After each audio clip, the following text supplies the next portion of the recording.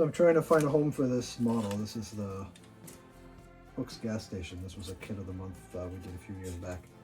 I really like the kit. I put a lot of details into it on the old layout, so I really want to see if I could reuse it. It was on the waterfront as well. There was water here. I just have to orient the street in the right direction. I'm gonna have to chop it up a little bit. I'll put some other business over here. Yeah, that's okay. What I really should just do is just chop this off. So that's going to get cut off on the bandsaw.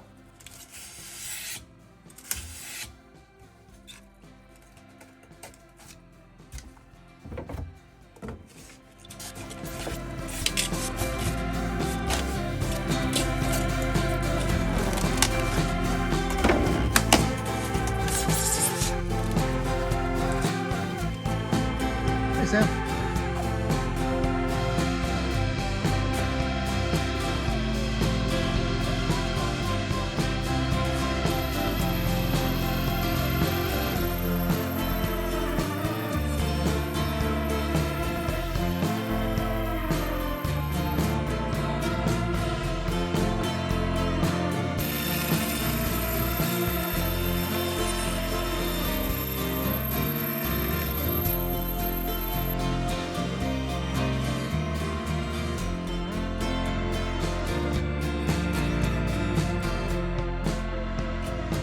So this fits pretty well. It's a little wobbly, but I think once we glue it down, we're going to build up the pavement anyway. This isn't secure yet either.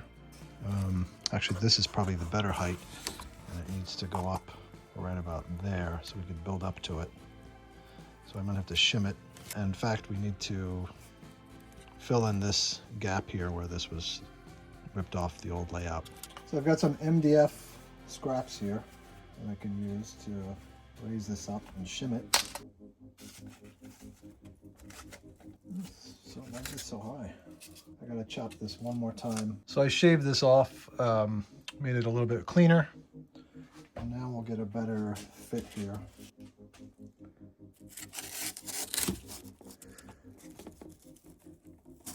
So it tilts forward, but if I use enough glue, I could get it right where I want it, which is right about there. I'm leaving about a little less than a 1/16 of an inch so I could build up some pavement for the street over here. And it seems to be the same dimension all around. But I still need to fill in this little void underneath here. I don't need to fill it exactly. I just need a little support so I can't ever put my finger through there after it's installed. So I'm just going to cut a small slice.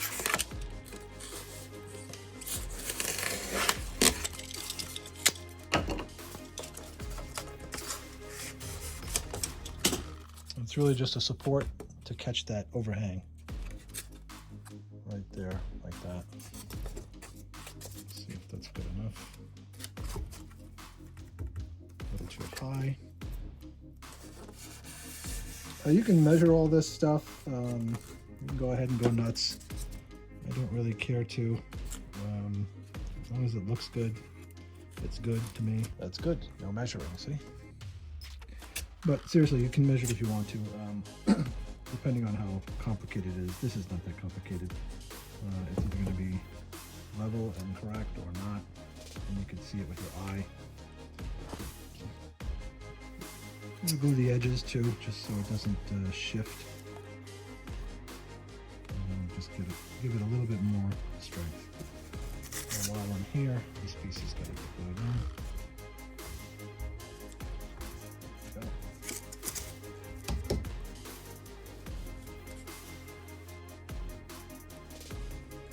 So again, I'm trying to maintain a 1/16 inch change in elevation here, just so I could build up the pavement.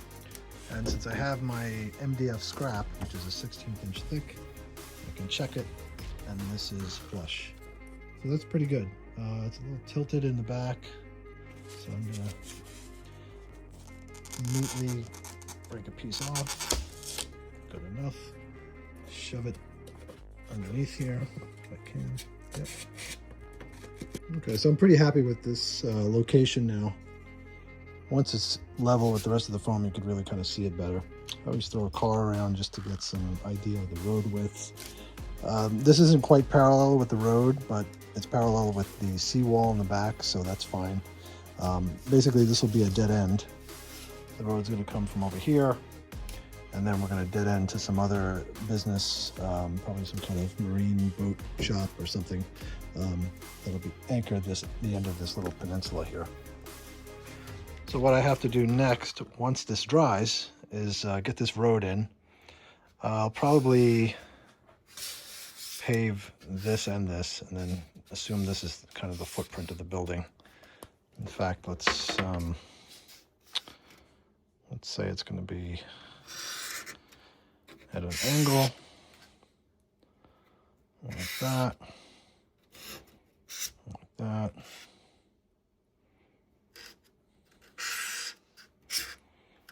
Yeah, we'll just have the road come here, and we'll just dead end it here with a fence or a Jersey barrier. Pave this, and then we have a nice little alley space here for some junk and a fence, and then we could start finishing this peninsula. So what I need to do next after that is put a concrete seawall around this area here, and while I'm at it, I'll do that, and we'll figure out what's going to be in this mess. Probably a mud flat that's revealed in low tide, like that, and then we're going to do junk sticking out of the mud, and then finish the seawall. What are you doing, Bob? Almost done.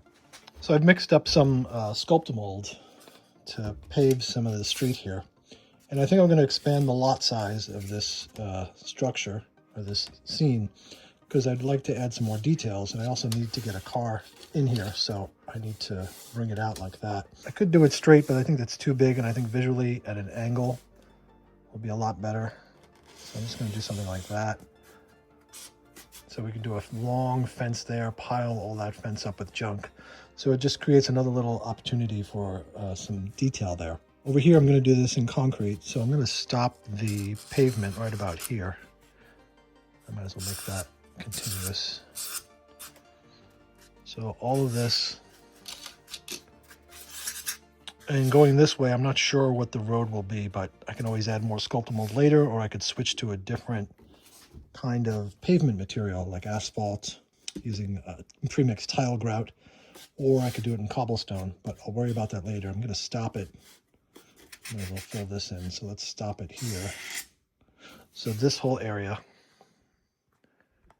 is going to get the Sculptamold, which I've already used here, and I really like it as a surface. It's just got a nice texture to it, but not too bumpy, as long as you mix it thoroughly. One thing I will do before I put the Sculptamold in is cut into it with some score lines. I think I need a bigger knife. I'm not sure if this really helps, but I think it does give the Sculptamold a little bite, so it doesn't just slip away, because it's very slippery, and this isn't very porous as far as using the Sculptamold. So if it has a little bite to it, it'll just make adhesion work a little better. So what I've done is mix this Sculptamold. It's Sculptamold plus water, and I mix it so it's a little like thick, chunky peanut butter. You don't want it too runny, otherwise it's just not going to keep its shape. So make it kind of thick, like that thick, and then we can just start spreading this. And we've got this 1/16 inch reveal here that we're going to kind of get flush to, kind of blend it all in.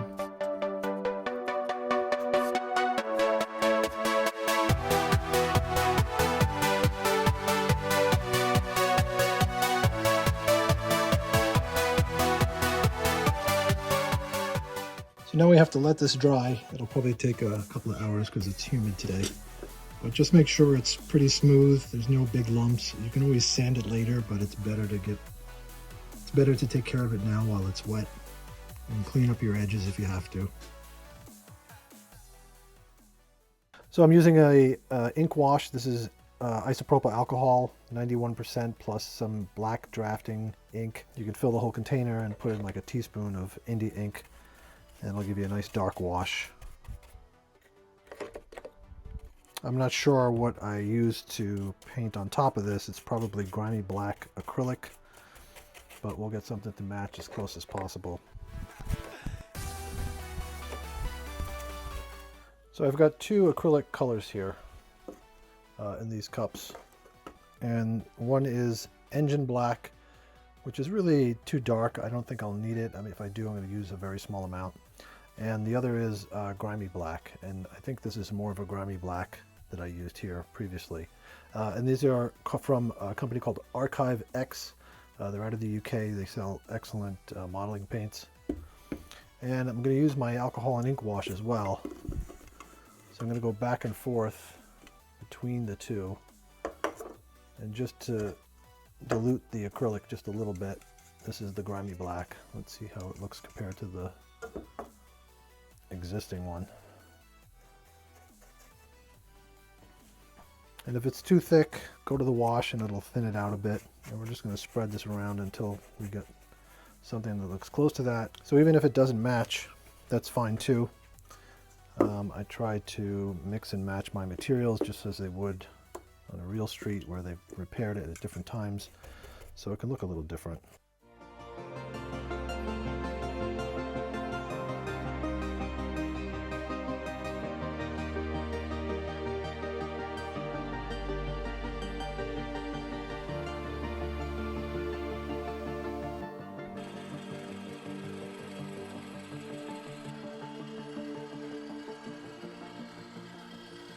I'm really happy with how this turned out. Now that I have one scene in place, I can start detailing it and then use it as an anchor and just extend further into the layout and keep going. I want to thank our Patreon supporters. Check out our Patreon page. We post all the time about what's going on with the layout, new kits, and new HO scale figures, and everything else that's going on here in the shop. And check us out at fosskits.com. We've restarted our Kit of the Month series where you can get a new HO scale kit shipped to you every single month. Check it out. Thanks for watching.